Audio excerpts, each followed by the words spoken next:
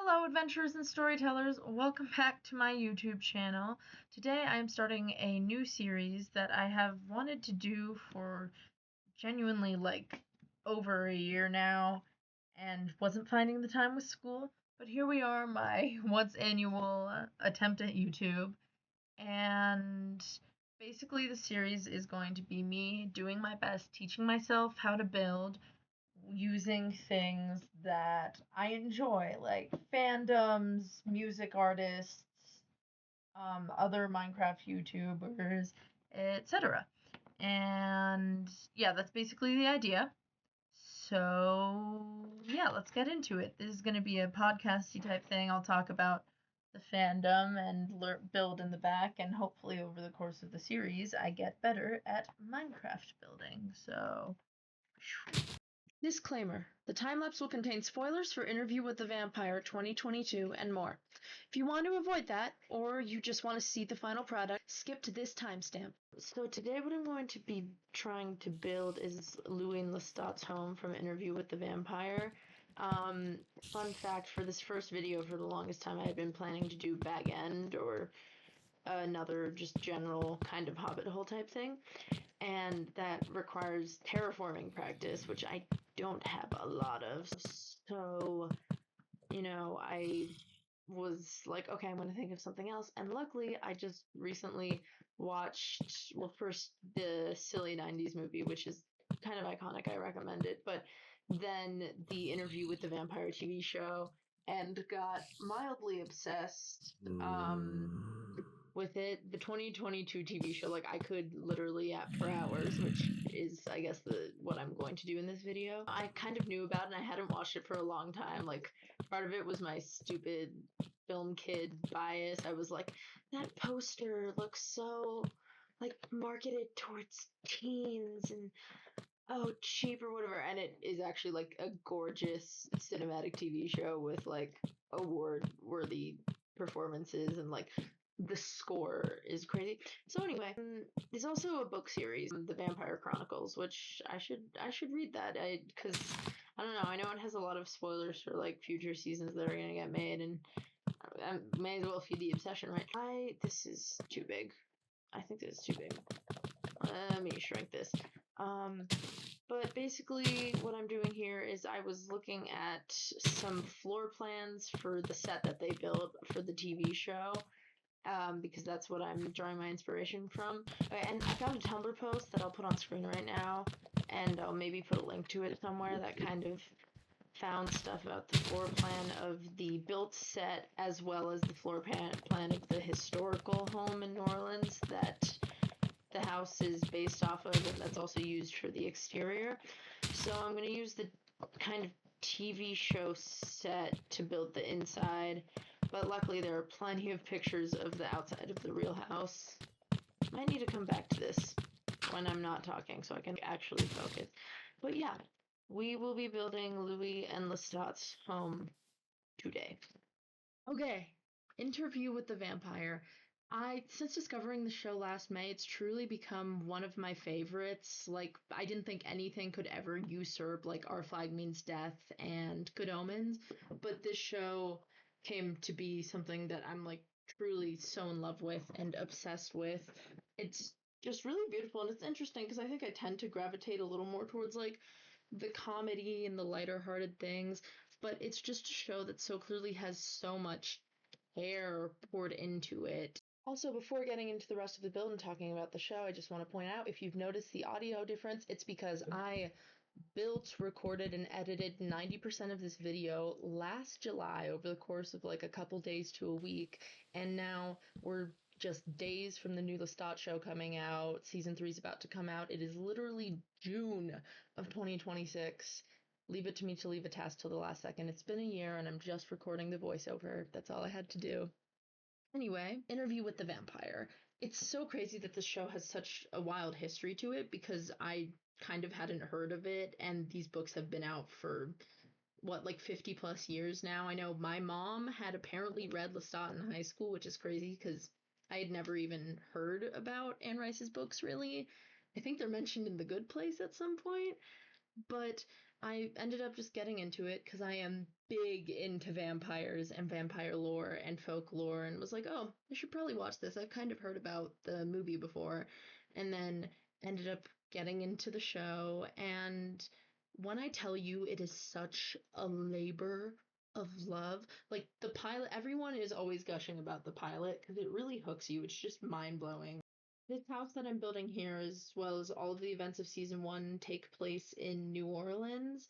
And let me tell you, like both because of this show, but for other reasons, I so desperately want to visit there sometime. Like I'm from America. There's not too many places in this country that I feel an urge to go to in a tourist way. But New Orleans has so much cool stuff. I mean, like museums, you can see Tennessee Williams, you can see plenty of other stuff. You can see like museums, doctor museums, jazz museums, and the food. I love Cajun food. So season one has this beautiful New Orleans like landscape, and season two takes place in Paris in post World War II, and it's again really beautiful. They film it in Prague actually, and I'm also a theater person, and they are such damn theater kids in that show, especially in season two, since they're actually at the Théâtre des Vampires. So the premise of it is that this guy, Louis de Pontelac, it ends up having a kind of chance encounter with the vampire Lestat, and it's kind of their super messy, dramatic love story. And the pilot is beautiful because you get to see like Louis in his human form, and what ultimately drives him to Lestat is grieving his brother Paul, who took his own life. It's interesting because the book didn't originally intend for the characters to be queer, they just came off that way. And then later on, fans really heavily resonated with it, so Anne Rice kind of ended up having that in the rest of her canon. There's a really great video essay that I watched when I was first getting into the show. I will link the channel, which I love, and the essay down here if anyone is interested in learning more about the show. But as the show continues, you just see Louis like struggle with humanity and murder. Same thing in the movie and the books is kind of the premise of all of them, is how he struggles with coping of being a killer and being a vampire. And in the show it also focuses a lot on like family ties and like your mentality and unreliable narration, and also queerness and blackness and the intersectionality between that and how it affects Louis, because he's very much like an evil white man in the book, and the show changes that in a like really effective and well thought out way, particularly in season one. You can see I'm about to build Claudia's bedroom. She's my favorite character because she deserves the most. This fandom's really interesting because a lot of people will have a case of the, don't come for me guys by the way in the comments, but a lot of people have the case of the, oh, but my grown man who does a lot of wrong could never do wrong, he's just a baby girl. I'm talking to you, Lestat and Armand defenders. I defend them too, because that's the point of the show. They're complex, but they're certainly not perfect. They do a lot of evil things. But my girl Claudia, she deserves the absolute best out of all of them, because of course, like everyone else, she's a vampire and she's flawed, but she is so valid for like 90% of her crash outs in the show. She's Louis and Lestat's daughter, and she's stuck in the body of a 14-year-old, younger in other versions, and she has to spend the show coping with that. Her character, she's played by two actors in the show, Bailey Bass and Delaney Hales. I love them both. I think they're incredible. Delaney is a little bit my favorite because I just really like season two, but they both give great performances, and it really lends to the kind of unreliable narrator vibe they're going with Louis, because somehow managed to skip the premise of Interview with a Vampire. It's an interview with a vampire.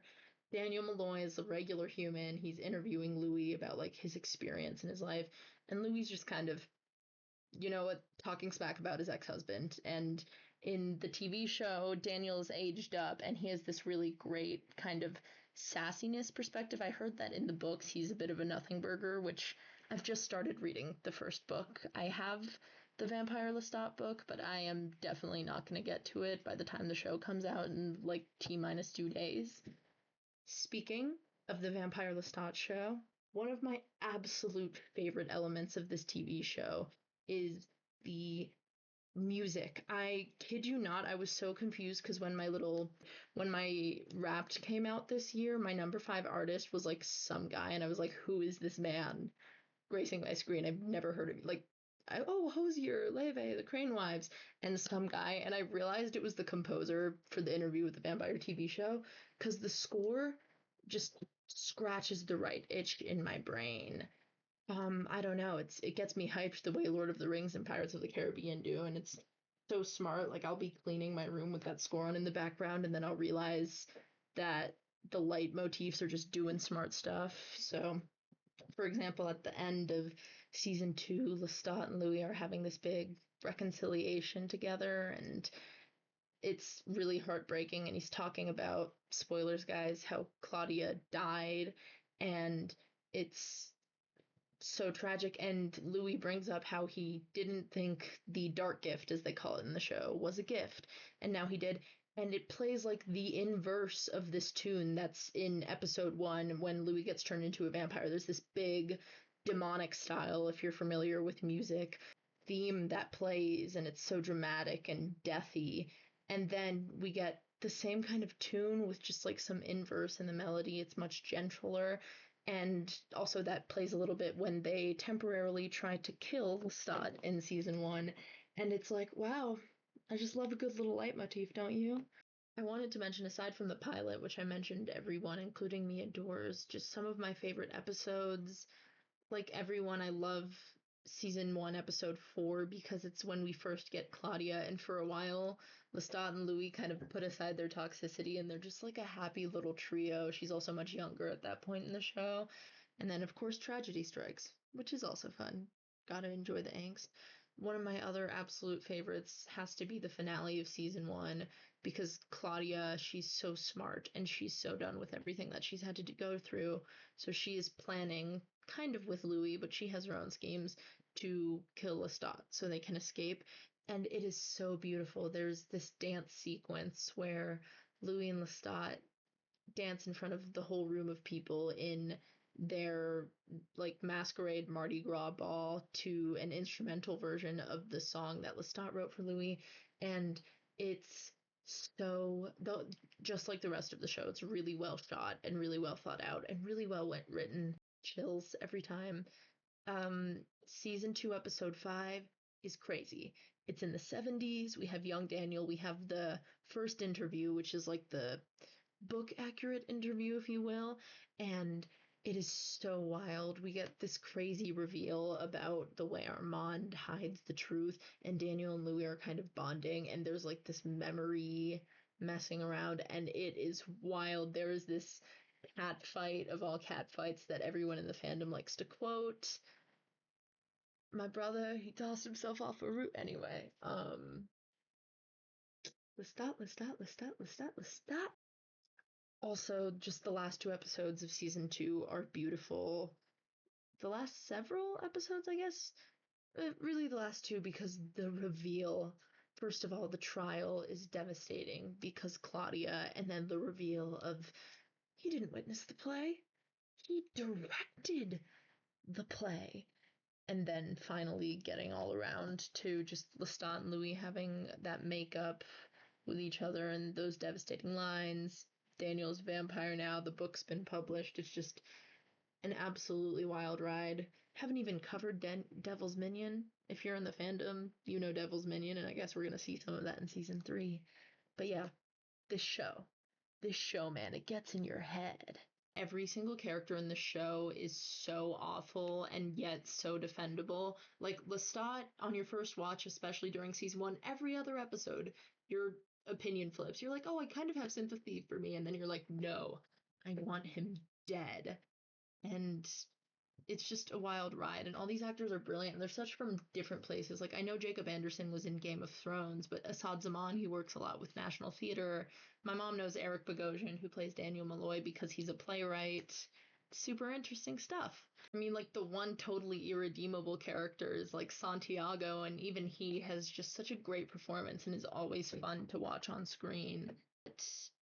It's just a really beautiful show. I totally encourage people to check it out. I have conveniently decided to finally finish up this video when season 3 is about to come out, which is going to make the music connection even crazier because Lestat's a rock star and the songs are fun. The song from the teaser trailer, like, over a year ago at this point. The first song they released is very rocky horror, and everything since is all over the board of musical taste. He had a real life concert. He's effectively real at this point, the way that Huntrix from K-pop Demon Hunters are effectively a real group. I can't believe the video is almost over and I haven't even talked about Claudia and Madeline. Claudia finally gets a companion in season 2 and they have such a great dynamic. And then of course the evil coven and Teatro the Vampire has to take it all away. I am always on my soapbox about how I want like more Walla representation. Like my favorite shows, as great as they are, tend to be like men loving men relationships, and I'd love to see like a Good Omens for me. Anyway, that's a story for another time. Seeing as the time lapse is wrapping up. Thanks so much for sticking around through all that. Now you're going to see the final product, and I took a page out of Joel Smallishbean's and Overly Sarcastic Productions book for this. Enjoy!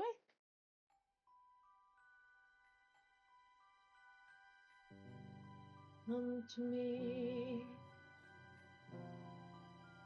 and let my ever-loving arms surround you. Come to me and let my infinite embrace confound you. We'll mourn each other like star-crossed lovers. Your past, my Melisande. Oh, come to me. Come to me.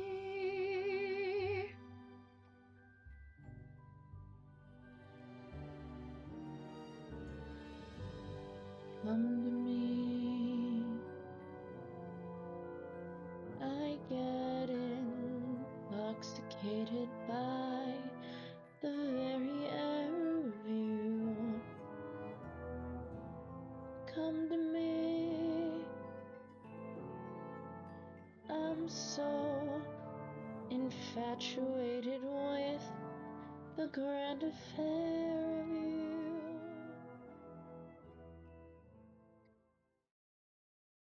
Hey, thank you so much for sticking around to the end of the video. I really hope you enjoyed it. I had lots of fun working on it and just talking about one of the things I like. I hope to keep the series going. Like I said earlier, I credited every channel I mentioned in the description. I also want to say a quick thank you to my friends for helping me come up with the series name, although if anyone has any more suggestions, I am open to it, so just drop that down in the comments. I hope you had a great day. Thanks for watching.